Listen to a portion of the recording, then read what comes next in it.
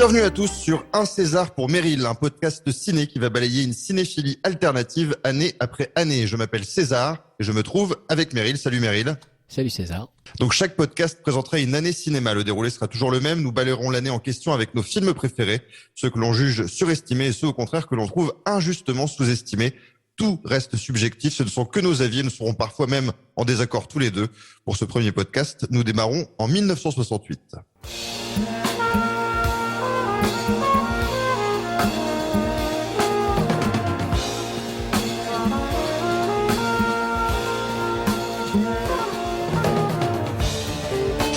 Alors avant de démarrer avec les films à voir pour l'année 68, précisons que le confinement nous ayant laissé beaucoup de temps, nous avons regardé des centaines et des centaines de films pour chaque année traitée.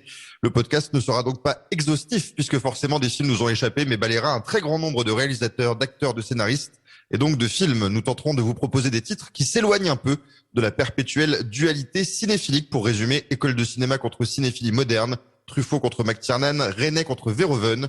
Nous aborderons bien sûr ces cinéastes, mais tenterons également de vous faire découvrir des films moins connus. Et donc, on démarre avec quelques films à voir dans cette année 1968. Donc, on va aller assez vite. C'est une petite année, hein, Meryl, comme je te l'avais dit avant. Donc, voilà, le premier podcast, ça reste l'un des moins fournis qu'on va faire. On va essayer de faire année après année jusqu'à 2021, mais 68, on est d'accord, c'est pas la folie au niveau du cinéma. De toute façon, 1968, l'année déjà indique qu'il y avait des choses plus importantes. Tu as raison. Les gens pensaient à autre chose, à mon avis. Donc, je vais démarrer avec un film, pour le coup, assez méconnu. C'est Un soir, un train. Donc, c'est un film de André Delvaux, un cinéaste belge avec Yves Montand et Anouk Aimée. Alors, André Delvaux, c'est un mec qui a été complètement oublié. On n'en parle jamais dans les livres. Voilà, il est complètement zappé, alors que c'est un mec qui était vraiment dans le surréalisme. C'était son truc, c'était de faire des films un peu décalés qui ne voulaient pas raconter grand-chose, mais en tout cas le faisait avec une certaine ambiance. Et donc, ce film-là, c'est Yves Montand et Anouk Aimée qui sont dans un train, tous les deux. Et puis le train s'arrête en pleine campagne et ils sortent du train et ils vont rencontrer des événements bizarres, on va dire, des apparitions. C'est un peu fantomatique, un peu fantastique. C'est à la lisière du fantastique, mais ça reste un film voilà qui sombre pas dans un délire. Mais en tout cas, c'est très intéressant. André Delvaux d'ailleurs, qui est une référence pour le réalisateur Fabrice Duvels. Il en parle souvent dans ses interviews en disant que voilà, c'est l'un de ses grands modèles. Il est belge comme lui. Et d'ailleurs, il lui a alors on peut pas dire pompé, il lui a rendu un hommage dans le film Calvaire, il a repris quasiment la même scène dans le film de Un soir un train avec voilà cette espèce de bar où il y a un mec qui est au piano et tout le monde commence à danser voilà sur le côté comme des robots, ça fait un peu flipper et il lui a emprunté ça pour le film Calvaire. Donc Un soir un train, je le conseille. Deuxième film, The Swimmer. Donc c'est un film avec Burt Lancaster, immense star de l'époque, bon qui commençait déjà à rentrer dans sa deuxième carrière. C'est un acteur que j'aime pas. C'est vrai qu'il m'a toujours emmerdé, Burt Lancaster. Il y a des gens qui l'adulent. Moi, j'ai jamais trop aimé. Mais par contre, ce film-là est intéressant parce que c'est une histoire un peu pareil surréaliste. C'est voilà encore une fois la lisière. C'est un type qui habite on comprend qu'il a du pognon, il habite dans un quartier américain, Los Angeles, où tout le monde a des belles villas avec des piscines. Et en fait, lui, il arrive, il se pointe chez des amis à lui, des voisins en maillot de bain. Et en fait, son délire, c'est de rentrer chez lui par piscine interposée. Donc, il va se taper toutes les piscines du quartier pour rentrer à la maison. Et en fait, à chaque fois, on comprend que ce mec-là qui a l'air sportif, en plein dans la force de l'âge, qui a l'air heureux de la vie, est en fait complètement détruit par ce qui lui est arrivé dans la vie. Donc voilà, il essaye de se changer les idées en parlant avec les gens. C'est un film vraiment que moi je n'ai pas adoré. C'est un film qui a un petit statut culte, mais en tout cas j'ai trouvé voilà, il y a une vraie originalité, il y a un vrai truc à défendre. Donc voilà, The Swimmer. On passe et un pitch de fou. Et un pitch de fou, exactement. Tu vends ça aujourd'hui avec Gilles Lelouch, je suis pas sûr que ça prenne, hein. Mais bon, tu vois, faut voir. On passe au troisième film, Histoire extraordinaire.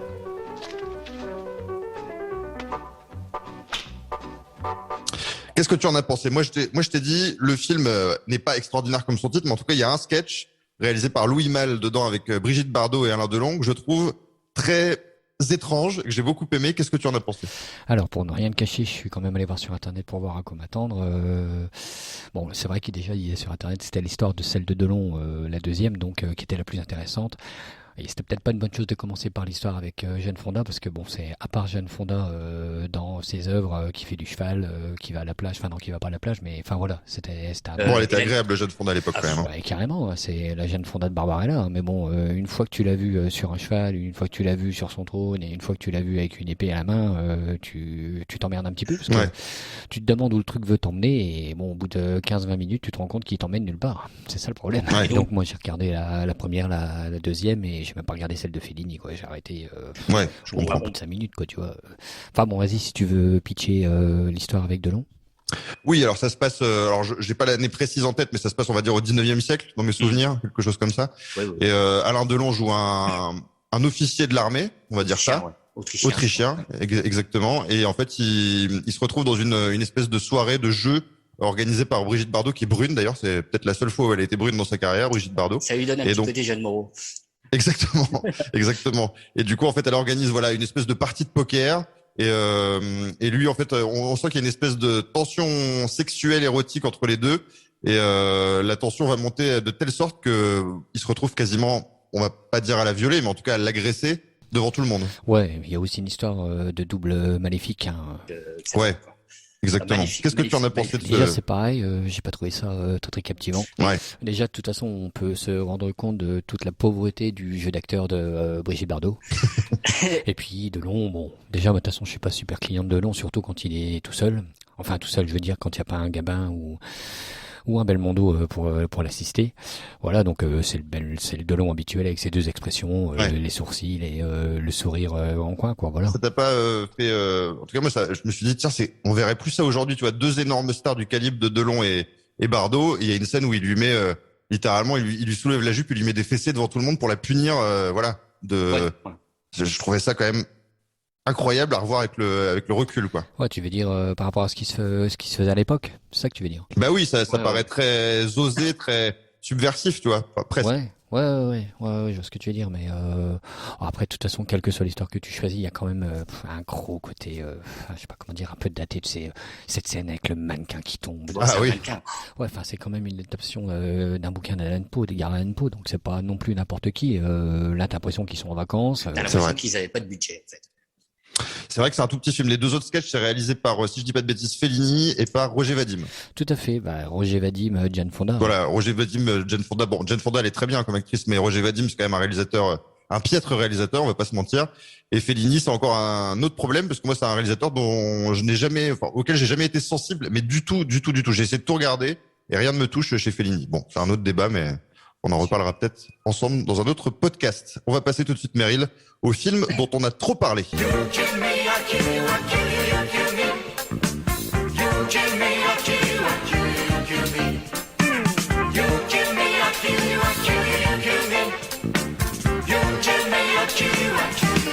Sur ma 2000 cm3, nous deux, on est indissolubles. Je comprends ton problème. Donc, le film dont on a trop parlé, on fera ça dans chaque podcast de Un César pour Meryl. C'est le film, voilà, qui a été porté au nu, qui a été entouré de louanges pendant toute sa carrière, et que personnellement, je n'aime pas. Alors, on va débattre de ce film-là. Je sais que ça va forcément hérisser beaucoup de gens. C'est 2001, l'Odyssée de l'espace, de Stanley Kubrick, qui est reconnu comme un chef-d'œuvre absolu. Et pourtant, je suis quand même allé voir par curiosité, parce que voilà, c'est des films tellement connus qu'on va même plus regarder ce qui les entoure. Et je suis allé voir, et sur des sites de notation et tout ça, et bien finalement, il y a quand même pas mal de gens qui le défoncent. Alors j'étais surpris, moi, je pensais que c'était unanime, qu'il y avait que moi qui était jamais rentré dedans. Mais il y a quand même des gens qui disent on s'emmerde, on comprend rien, voilà. C'est des réactions un peu épidermiques, voire un peu simples. Mais moi, je t'avoue que j'ai essayé 3 fois dans ma vie de le regarder. Je crois que je me suis endormi 2 et que je n'ai pas fini la 3e. Donc, qu'est-ce que tu en penses, toi, de ce 2001, l'Odyssée de l'espace? Alors sache déjà que moi je me suis pas endormi pendant ce film, mais c'est surtout parce que c'est pas mon habitude de m'endormir pendant un film. Bon, c'est clair que de toute façon c'est un film qui a déjà son statut culte de par la claque visuelle que les gens ont dû se prendre quand il est sorti. À l'époque, il devait pas y avoir beaucoup de films qui montraient l'espace et ce qui s'y passait comme ça. Au cinéma, d'autant plus. Ouais, en salle en plus. Ouais. Après, Star Wars sortira quelques années après quand même. 77, donc presque 10 ans après. Ouais, donc tu vois, 77, après Alien 179, du coup, ouais, 2001, c'est vraiment bien la première claque visuelle. Ouais. Ah oui, c'est le génie de Kubrick, de toute façon, qui a toujours été incroyable au niveau des images et voilà. Ouais, ça c'est clair, hein, mais après, je crois que c'est Durandal qui parle de Kubrick, hein, qui parle plus précisément de 2001, et bon, je suis assez d'accord avec lui, hein. Au-delà de la claque visuelle, au-delà, je sais pas moi, des questions métaphysiques, tout ce que tu veux, hein, qu'est-ce qu'il y a vraiment à comprendre dans ce film, qui est quand même relativement très très long en plus, hein. Alors moi, je t'avoue que c'est le genre de film où je me dis, soit je suis complètement con, ce qui est possible, hein, la thèse est à démontrer, on verra, mais où j'ai l'impression qu'en fait le mec parle à un public où je suis pas invité. Tu vois, j'ai l'impression d'être derrière la porte, il y a une petite fente où je regarde un peu les gens qui sont dedans, mais personne ne m'invite, personne ne me dit viens avec nous à la fête. Et du coup, j'ai l'impression d'être complètement mis de côté et j'ai l'impression que c'est totalement hermétique. Enfin, je ressens ça en tout cas comme ça. Ouais, bah alors au-delà du fait que ça vient peut-être du spectateur, est-ce que ça peut pas non plus venir du réalisateur qui finalement a mal fait son boulot si on finit pas par comprendre Ouais. son film? Après, moi, je suis pas contre non plus. Tu vois, il y a plein de films que j'adore et je pourrais te dire que je les ai pas compris. Par exemple, Mulholland Drive, je trouve ça un chef-d'œuvre absolu. Je serais incapable de te raconter de quoi ça parle vraiment. Ouais, alors c'est peut-être ce qui nous sépare, hein, je pense. Moi. Ouais, ouais. Toi, t'aimes bien quand c'est limpide, clair et net du début à la fin. Ouais, alors c'est certainement une question d'intellect, comme tu dis, et surtout une question de sensibilité aussi, hein. Moi, par exemple, je suis pas très client de la poésie de Gondry, et je suis pas non plus très client, du coup, des questions sans réponse de Lynch, par exemple, ouais. Ouais. Bon, Alors, il y a 2001, ça c'est... compte- Oui, vas-y. Non, je voulais juste dire que je suis très client de Sailor Hula, par exemple, mais beaucoup moins de Lost Highway ou de Mulholland Drive. Je serais incapable de dire que c'est un mauvais film, mais je serais incapable de dire aussi que c'est un bon film. Donc pour moi, c'est un truc, voilà, un objet cinématographique qui ne me touche pas du tout. Mais par contre, on peut pas enlever à Kubrick, voilà, son génie. Moi, je trouve que c'est un génie par ailleurs sur d'autres films dont on parlera plus tard. Ne serait-ce que l'intro avec les singes, on a l'impression de l'époque préhistorique, néandertalienne, mais t'as l'impression qu'ils ont mis une caméra d'aujourd'hui à cette époque-là. Moi, je trouve ça assez fou la façon dont c'est réussi, quoi, l'intro. Ouais, ben, tu vois, moi, le souvenir que j'en ai, je me rappelle avoir vu ça. Bon, alors, là, certainement la télé, peut-être bien. Et je me Ouais. rappelle qu'à chaque visu, à chaque fois, je me disais, ben voilà, c'est des gens qui sont dans des costumes de singes et en plus, ils jouent ça très mal. Ouais. Bon, il y a plein d'autres choses qui me plaisent dans ce film, hein, par contre. Ça reste quand même un film d'une très grande qualité visuelle, hein. Ça, c'est sûr, c'est sûr. En plus, avec toute la musique, voilà, la BO, musique classique qui est incroyable, extraordinaire. Bon, il a créé quelque chose. C'est un mec qui a été repris de toute façon dans tous les sens pour tous ses films quasiment. Mais c'est vraiment un créateur. C'est pour ça qu'il a fait peu de films, à mon avis. Tant mieux, parce que moi, tu vois, j'ai souvent les pensées de me dire, et si Kubrick était encore vivant, et si Hitchcock était encore vivant, je suis pas sûr que j'aimerais, tu vois, s'il continue à faire des films aujourd'hui où enfin, je sais pas si Kubrick filmerait Zac Efron ou Hitchcock filmerait Jean Dujardin. Je suis pas sûr que ça me fascine. Bon, voilà. c'est ça, c'est sûr ça. Autre chose à dire sur 2001 l'Odyssée de l'espace, c'est que beaucoup de gens, parce que j'ai regardé plein de trucs sur internet là-dessus, les gens qui adorent 2001 l'Odyssée de l'espace parlent souvent de trip. C'est un trip pour eux, c'est quasiment comme une drogue où tu rentres dedans, ça te projette des images mentales pas possibles. Gaspard Noé, par exemple, il est fasciné par 2001 l'Odyssée de l'espace. Yann Kounen, il est fasciné par ce film-là. Tous ces mecs-là disent, voilà, on regarde ce truc-là et on ressort en disant, personne n'a fait mieux, quoi. Pour eux, c'est quasiment le chef-d'œuvre absolu. Ouais, bah, de toute façon, je crois que ça tient surtout au fait qu'à cette époque-là, on savait trop rien de l'espace, hein, et c'est vrai que c'est très bien transcrit. Je me souviens que durant justement les scènes qui sont dans l'espace, t'entends un espèce de brouhaha comme ça qui symbolise. Alors je sais pas quoi, parce que normalement il n'y a pas de son dans l'espace, mais du coup, oui, ça te plonge, hein. De toute façon, je comprends que les gens appellent ça un trip complet, hein. Ouais. Bon, il fera bien mieux, en tout cas, selon mes goûts, encore une fois. On va pas à chaque fois rappeler que c'est nos goûts, hein, parce que bon, voilà, c'est nos goûts. Même s'ils déplaisent, même s'ils paraissent nazes pour d'autres, bon, on va pas s'empêcher d'avoir des goûts. Et c'est totalement subjectif. Tout à fait. Tout est subjectif. Tout est pour nous. Voilà. C'est pour nous. C'est cadeau. 2001, l'Odyssée de l'espace. Donc voilà. C'est un film. On ne dira jamais que c'est un mauvais film, un navet ou quoi que ce soit. Pas du tout. Au contraire. Mais c'est un film, voilà. Selon nous, ça faisait partie, voilà, du film dont on a trop parlé. Ce sera le nom de notre rubrique à chaque fois. Le film dont on a trop parlé. 2001, l'Odyssée de l'espace. Après, forcément, pour les gens qui nous écoutent et qui ne l'ont jamais vu, regardez-le. C'est vraiment un film. On ne peut que le conseiller. Et c'est toujours important de voir ce genre de film pour comprendre pourquoi on aime ou on n'aime pas. Et ça reste de toute façon un film à voir, ne serait-ce que pour la culture, tout ça. Tu as raison. On passe au top.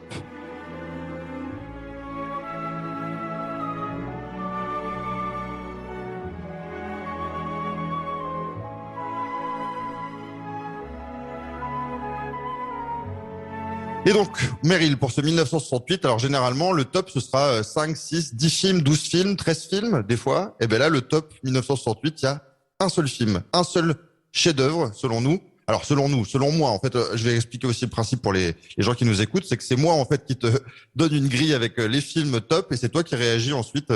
Tu peux ne pas être d'accord avec moi, tu peux être d'accord. Voilà, on est là aussi pour affronter nos points de vue. Et donc, le top, 1968, film de Roman Polanski, Rosemary's Baby. Alors, Rosemary's Baby, qui est un peu une date quand même dans le cinéma. Déjà, pour l'avoir revu, là, j'ai dû le voir 5 ou 6 fois, ce film, mais je l'ai revu pour le podcast.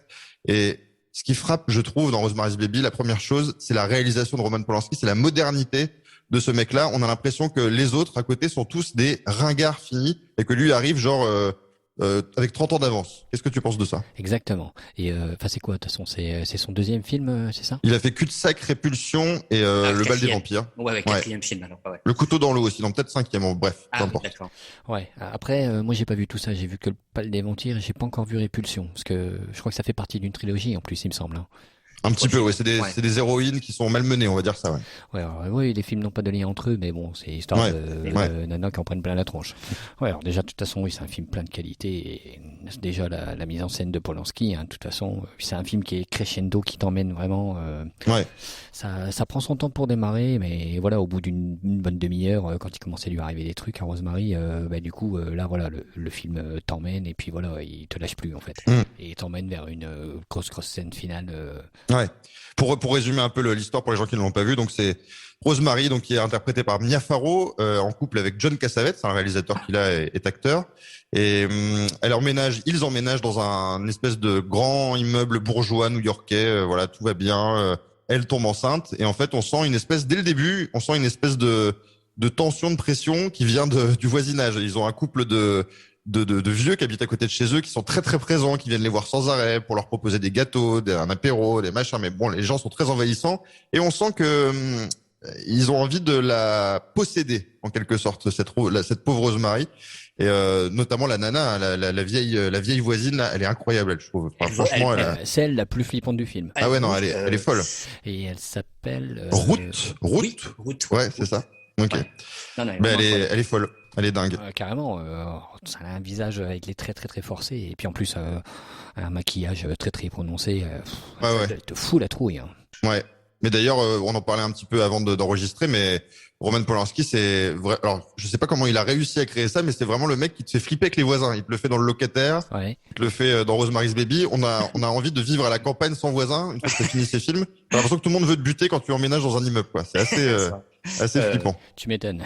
Et donc cette Rosemary's Baby, cette Rosemary, donc continue, voilà, elle est enceinte. On voit qu'elle commence à flipper, à être anxieuse. Son mari la lâche petit à petit, puis il est de plus en plus proche des voisins. Donc on a l'impression que voilà, tout le monde la lâche. Il y a une espèce de paranoïa qui se crée, et en fait on en vient à se demander si c'est elle qui est folle ou si c'est l'entourage qui voilà la persécute et si elle est vraiment uniquement victime. Ça c'est très fort de la part de Polanski aussi, parce que grâce à sa mise en scène, il nous met une espèce de parano totale, et du coup on flippe vraiment avec elle. Ouais, j'ai même allé plus loin, c'est que tout le long du film, alors déjà tu te mets à espérer que c'est pas vrai et que il va y avoir un happy end, que c'est elle qui, tu sais, qu'elle va se réveiller d'un cauchemar ou quelque chose comme ça, quoi. Eh bien non. Eh bien Eh bien, non. non.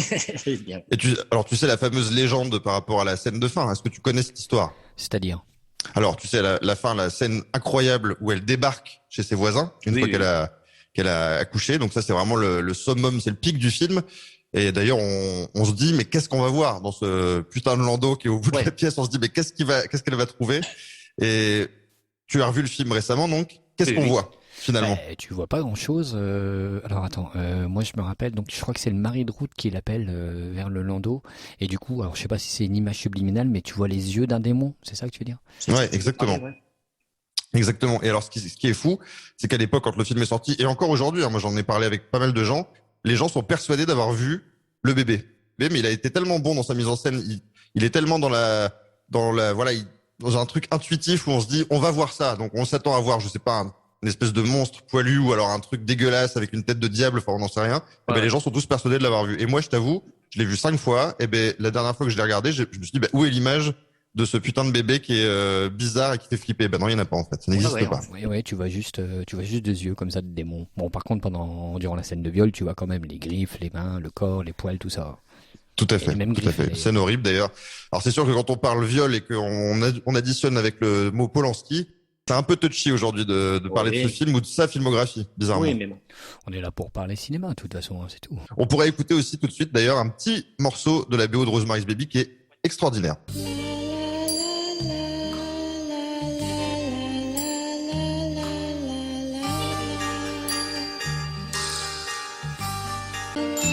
Donc musique voilà très très très évocatrice de Rosemary's Baby, très belle musique signée Christophe Komeda. Alors c'est un compositeur qu'on connaît très peu, voire pas du tout.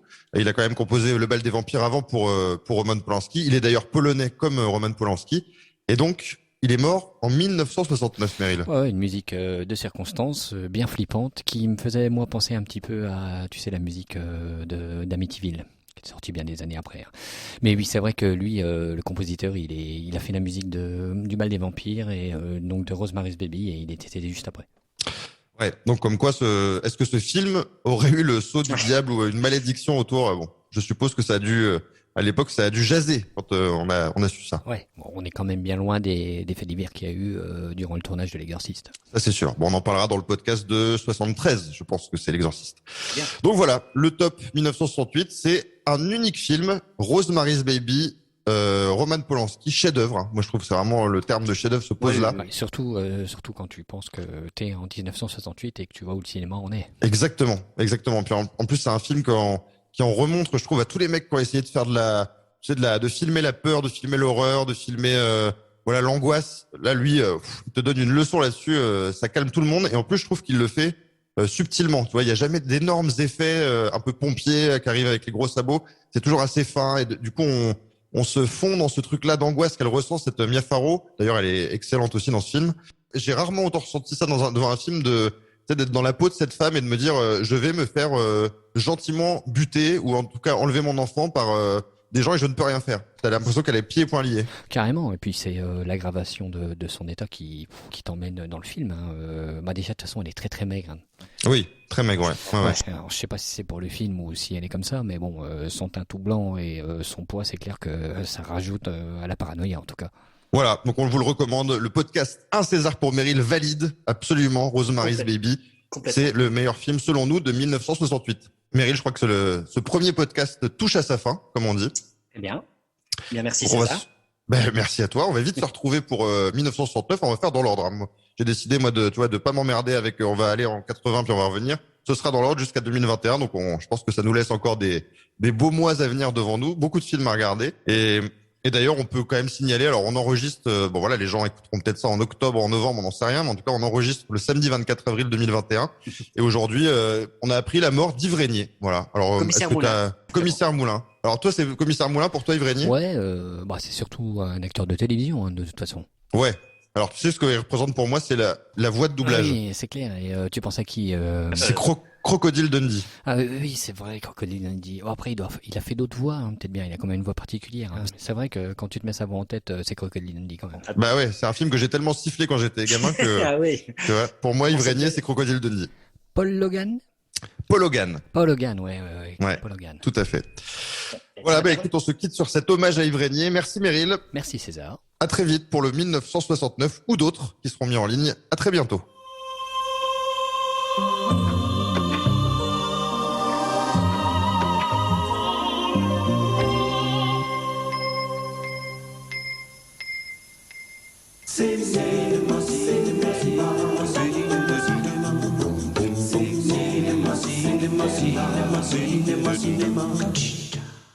Rentre en plan, tu m'as dit? Non, Mais prends quand on ton temps. regarde. Oh putain, ça c'est le rire du retour vers le futur.